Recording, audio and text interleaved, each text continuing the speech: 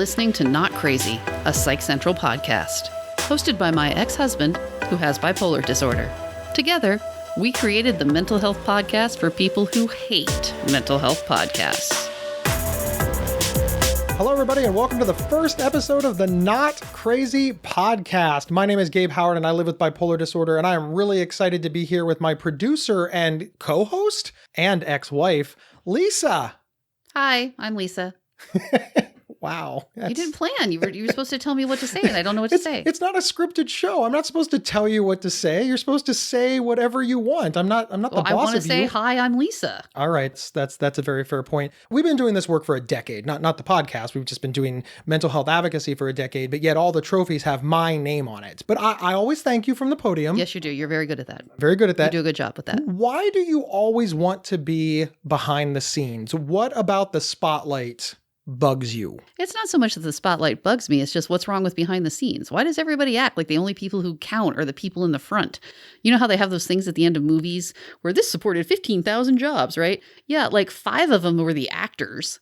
Why does everyone always act like they're the most important part? They're not the most important part. The person in the spotlight isn't necessarily the most important part. I get what you're saying, but visual representation is important. Like, for example, I know that I could not have gotten as far as I've gotten without you. For one thing, you have produced, edited the podcast. I mean, you find guests for the Psych Central podcast. You are production, engineering, audio. Obviously, all of those things are just incredibly important. But I think it might be a chicken and the egg thing, right? If there was no Gabe, there could be no Lisa. And I guess arguably if there was no Lisa, there could be no Gabe, but this was my idea. I put my ass on the line. So if the whole thing failed, nobody'd be like, oh, hey, Lisa screwed up. But they would be like, do you see that redheaded idiot? Okay. That's it? That's all you got? I don't know. What do you want me to respond to that? You hid behind me. That's what I'm saying. You rode my coattails to success. Or I propped you up. You lift me up. Yeah, that kind of thing. That is. I can flame on mountains. It is fair and it is interesting. What made the switch? After all of these years, what made you decide, hey, I want to tell my story. I want people to know more of my opinions. Have I gotten it wrong the last decade? And you're just like, man, I got to correct him. You know, good question, Gabe. It actually annoyed me the last time we talked about this. That's not what happened. You know that's not what happened. You were desperate for someone to fill this role, and I was the only one who would do it, and so here I am. You act like, oh, gee, after all this time, your confidence has finally increased. You're blooming. You're a flower in the sun. I've finally brought you out of your shell. No, that's not what happened. I was perfectly happy with where I was. And then you're like, hey, I'm desperate. Will you do this with me, please? That's so what happened. That is partially what happened. That's 100% what happened.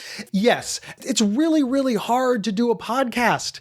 People think Which is why I'm so excited to get to join in. Great. This is just great. Because I would like to point out that all the other things I do for the podcast still there. Didn't hire anyone new for that. Just mentioning. I like you less. Don't look at me. I didn't like you a lot before this started, but I like you less now. But it is true. People don't realize just how much time, energy, and effort goes into the podcast. And I don't mean the production side of it. I mean, you know how many hours go into when the recording is over, but how many hours go into getting to the point that you can record? Yeah. And I'm not talking sound checks and audio checks. I mean, which that took a really long time. That does take a long time. I'm also talking about, getting the topics down and getting everything down. And especially since we're talking about mental health. And one of the things that I'm so excited about having you on the show is a lot of people don't realize that Lisa was also our lead researcher. Mm. So previously, Lisa would do all of the research and hand it over to Gabe and company. And now Lisa does all the research and you're just going to mention it on the show. I know. Exciting, right? This way you won't mess it up. This way I won't mess it up. You do. You always mess it up. I do. I tend to work more on feelings, whereas you tend to work more on facts. I think this is why our marriage didn't work out, because I felt that you were an idiot and you knew that I was. Yes. So there we are. Let's talk about that for a moment. What makes you want to work with your ex-husband? I'm sincere. I don't know. It's fascinating to me. It is a mystery wrapped in enigma. It is. Okay, stop it. Nobody wants to listen to a podcast with all this garbage. How do you know? I don't. You don't know. It's maybe a first episode. Maybe this is going to be the most successful. Maybe it's the secret sauce. This is going to be the most successful episode you've ever had. You don't know. It could be. Lisa, you live with depression. Yes. You live with depression. You're changing the subject. You were suicidal for much of your life. You've had massive emotional and mental issues. And I can't help but notice that the way that you handled that was to marry somebody who was way sicker, so that standing next to me, you looked sane. That was not the original goal, but that is what happened. And it actually wasn't until we were preparing to start doing this show, because I kept thinking, well, but this is Gabe's thing. This is Gabe's thing. This is Gabe's thing. And then I started really thinking about it. I thought, this is my thing. I am actually really qualified for this. Wow. Like, I totally didn't realize, because I've just been comparing myself to you this whole time, but just on my own merits, I hate that you think that you got here because I was desperate. There was an opening for a co-host, but there's a lot of people that want to co-host a show like this. It's an extraordinarily popular show. It's on the Psych Central network. Psych Central does a lot. It's big. This is what I do for a living. I make a full-time living as a podcaster and a public speaker. I think that sometimes people hear you and they're like, well, Gabe was desperate. He couldn't find anybody. And I'm afraid that I'm going to get 1,000 letters saying, hey, if you want to ditch your ex-wife, which is reasonable, then, hey, why don't you bring me in here? You are qualified to do this work. And one of the things that I'm most excited about is during every show, Lisa factors in heavily, as are many other people at psychcentral.com who, like you said, it's 15,000 jobs. Yay! No, there's a lot of people involved, which is one of the reasons I think people don't understand how much work it is, because it's so much passing back and forth, and you do your part and then the next person does their part, and it just leaves a lot of room for error, frankly. Well, it does leave a lot of room for error, and I'm impressed and surprised at how little error we have. Yeah, we're doing pretty good. And that pretty much describes how the Psych Central podcast works. The biggest, best, and longest running podcast on psychcentral.com. It's a great show. It's very educational, and I highly recommend it. At psychcentral.com/show. But this is why we wanted to do Not Crazy. We wanted a lived experience show. Mm-hmm. And I want people to know that you have lived experience. You have your own lived experience, and you have the lived experience of helping me. Yeah. You were my peer supporter back before it was called peer support, all the way back in 2003 when I was diagnosed. If it wasn't for you answering my questions and telling me what was reasonable and what was not reasonable, helping me navigate a horrific mental health system, and I had insurance, I had money, I had resources, I don't think that I would have gotten to this point. I don't want people to think that you're just in front of the microphone because you have nothing to share and Gabe needed a woman's voice. And no, like I said, until we started doing this and I had to write my bio and stuff, and I was just like, whoa, I'm way more qualified than I thought. Hey. The other thing that was kind of annoying is when you said, hey, Lisa's going to be my co-host, and people said, but she doesn't have mental illness. And I thought, screw all of you people. One, wow, you people don't pay attention or listen to me at all, or you would know that I do in fact have mental illness. But then the second part was, really?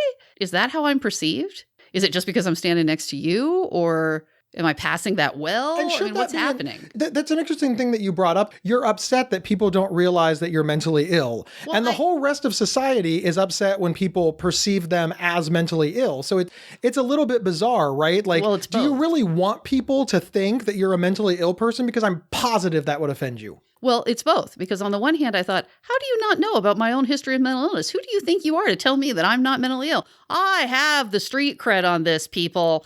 But then when other people look at me, they don't see someone with mental illness, but I see it in myself. So that's kind of interesting. And that, I guess, feels good. I'm not sure. I'm not sure how I feel about it. I go both ways. Let's switch gears and talk about why we're still friends. Okay. People are fascinated by this. And I want to point out that we did not have like a Britney Spears marriage. When I say we're exes, I don't mean we got married in Vegas for the weekend. We were married for 5 years. We were together a couple of years before that. This is a 7-8 year romantic relationship. We were in love. We bought a house. We talked about having children. This was a real relationship. And I don't know why I feel the need to state that, but I think when people see that we're friends and they find out that we're exes, they think, well, the marriage must have dissolved quickly. Yeah. And that's not the case. Why? Why are we here? We don't have children. There's nothing to tie us together. We don't own a business together. Why are you here? You know, I don't know. And I've been thinking about that a lot over the last couple of weeks. I don't know. Why is that? Why did that happen? I have many, many theories. Okay. But one of the things that I think about is why? Why do we need a theory? Like, isn't this a plus? Like, if I was driving my car and my car ran off a cliff and I walked away without a scratch. Now that is unusual, right? Right. But I would just be happy. Right. I'd be like, hey, I lived. And I would just be pleased that it happened. But it's weird because people aren't pleased that this happened. They don't think, oh my God, that's fantastic. Wow. They're like, why? Well, you can correct it now. You don't have to talk to her. We have family members that still to this day, 10 years later, they're like, well, you don't have to be friends. Right. And they're actively discouraging it. Again, go back to the car flew off the cliff analogy. People aren't like, you could go back to that cliff and try again. You could jump off the cliff, and I bet the second time would kill you because rightfully you should have died. So you really need to. Why isn't it just a good thing?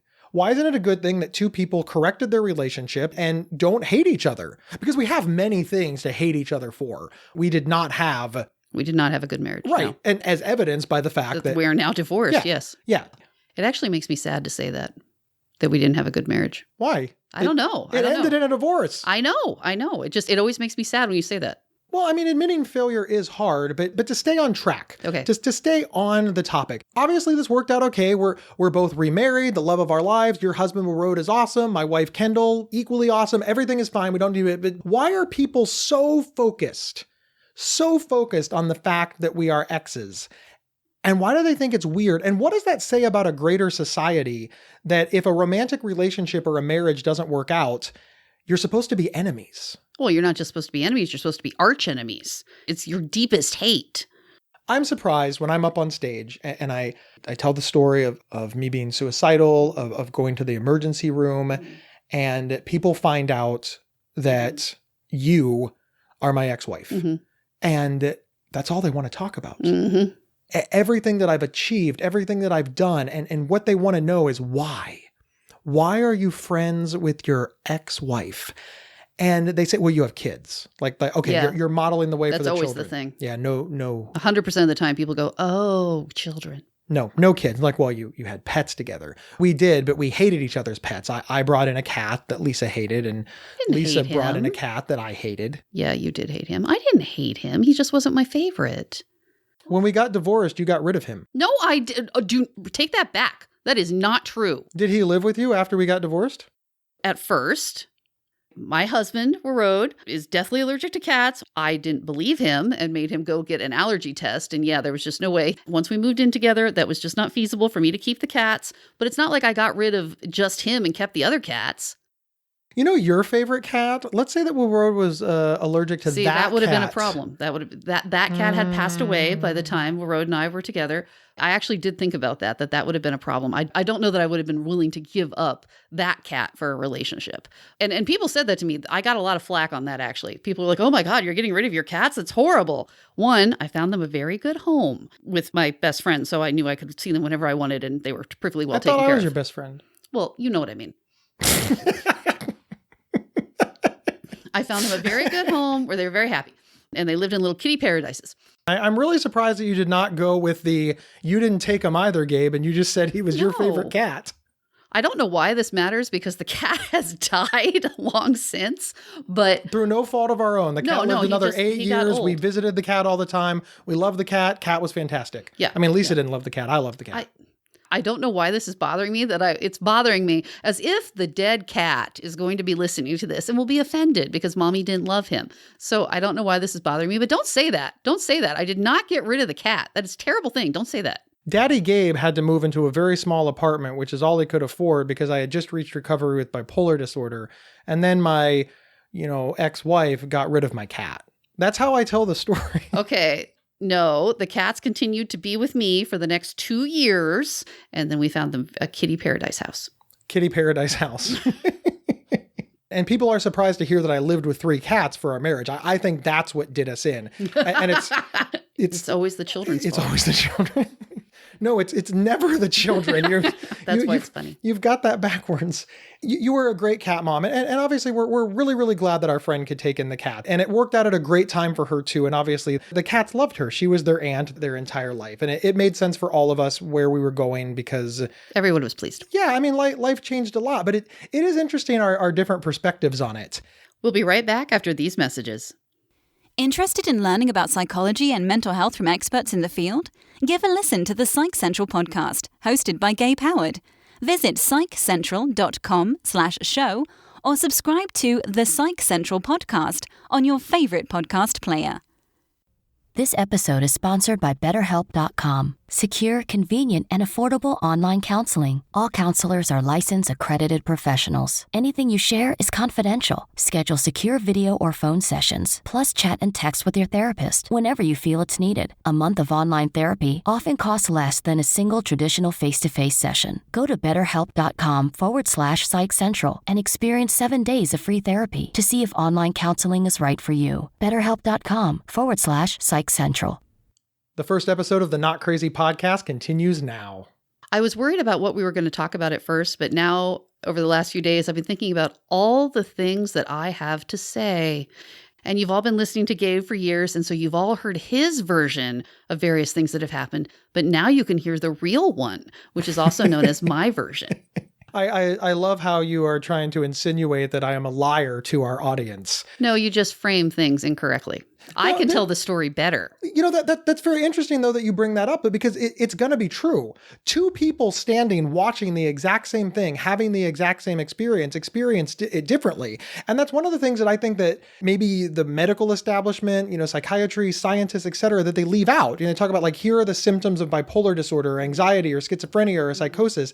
And you get this idea in your head that everybody experiences them the same way.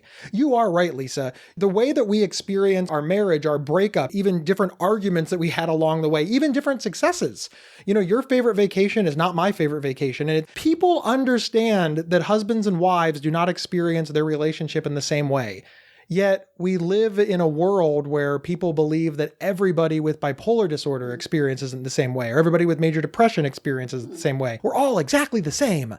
And I hope, if nothing else, that this show just obliterates that idea and gives people the power to stand up and say, I'm not like every single person that you read about on the internet, but we do have things in common.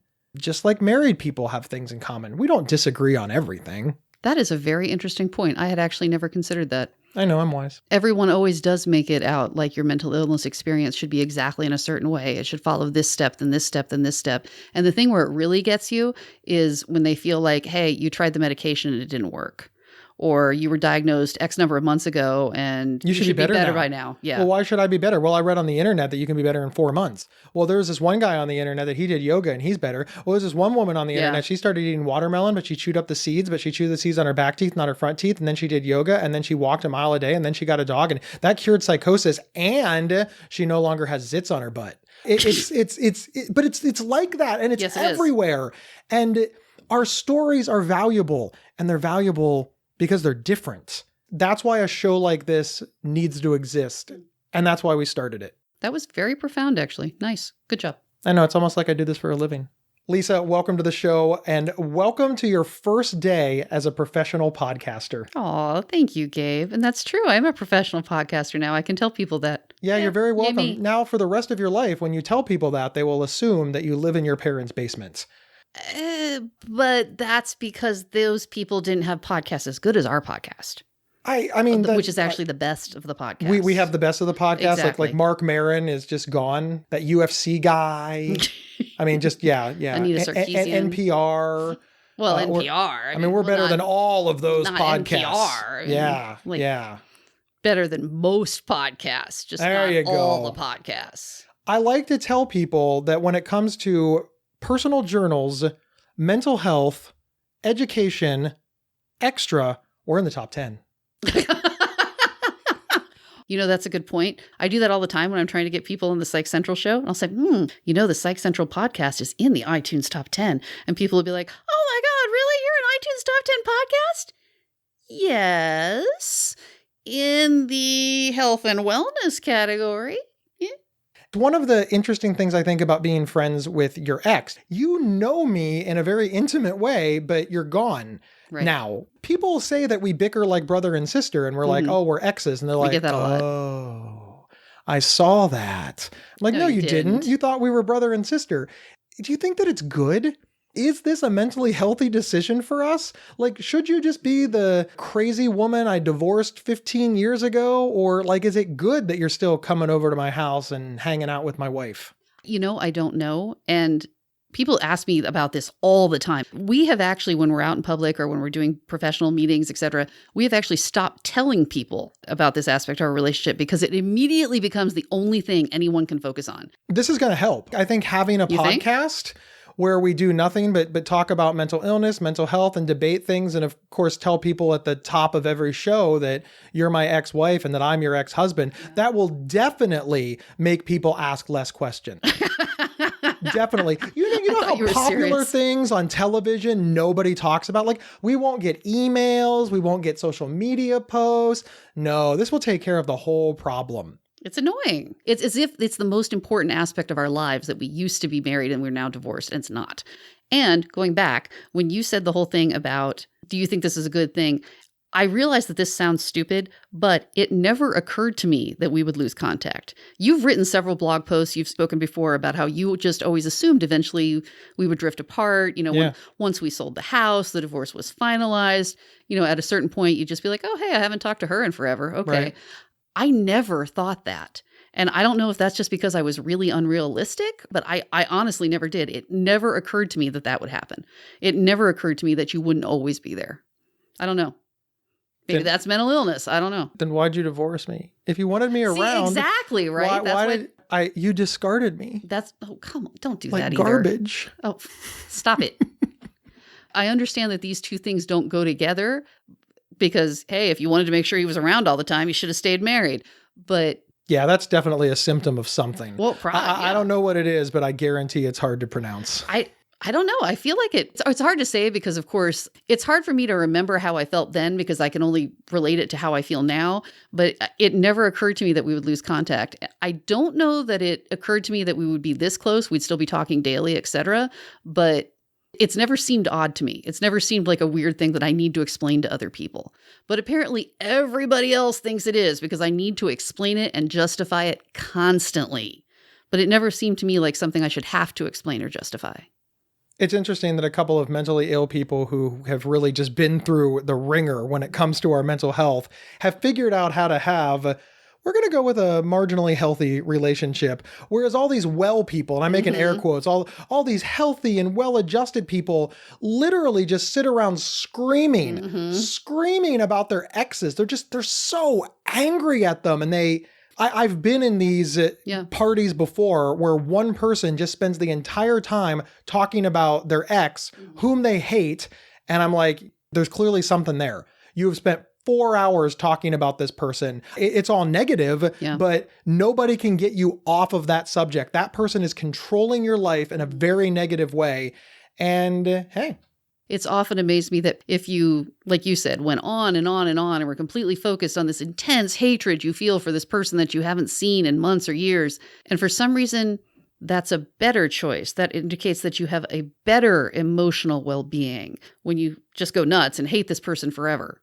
I like that we can keep our intense hatred and our friendship like co-occurring. That's definitely the healthiest way to do things. That's really good. Lisa, I am excited for this podcast. I am excited for all the things that we're going to discuss. I'm excited to explore mental illness and pop culture. I'm excited to explore. I'm just excited to explore because there's so much to talk about. And we're excited for the guests that we're going to have on the show. We're excited for the topics. And we're just excited for the questions that we're going to answer. And if you have suggestions, topics, questions, hit us up at show@psychcentral.com and tell us about them. Lisa, do you have any parting words before we head on out? Well, I don't know. I feel like I just thought there'd be more discussion. Should we talk about more stuff? What do you want to talk about? I don't know. So you think I'm doing it wrong, but you don't have a solution. Well, I don't know. Should we talk more about how our relationship ended or like how we got together or something like that? She gave me a fake name. we we should have known it was doomed. When the day that we met, you told me your name was something different than Lisa. Like that was like if no we reason were, to give you my real name. if we were It's not writing like a we were going book, to talk again. that would be foreshadowing. And yet truth is absolutely stranger than fiction. We can't give it all away on the first show. People have to have a reason to tune in next week. We also need to let people know this is not all we're going to talk about. Obviously, it's going to permeate everything because, well, we can't choose where to go to eat without getting in a fight about something that happened in, 2005. Well, you were wrong. I was not. Oh, you so were. I don't even know what it was, but It I was doesn't not. matter. You were wrong. Lisa, I'm excited to work with you. I'm very glad you're here. Aw. All right, everybody, here's what we need you to do. If you love the show, please subscribe. Please rate, rank, and review. That is very important for new podcasts. Use your words. Give us as many stars as possible. Share us on social media. Email all of your friends and email show@psychcentral.com and tell us what you want to hear more about. We will see everybody next Tuesday. See you then. You've been listening to the Not Crazy podcast from Psych Central. For free mental health resources and online support groups, visit psychcentral.com. Not Crazy's official website is psychcentral.com/notcrazy. To work with Gabe, go to gabehoward.com. Want to see Gabe and me in person? Not Crazy travels well. Have us record an episode live at your next event. Email show@psychcentral.com for details.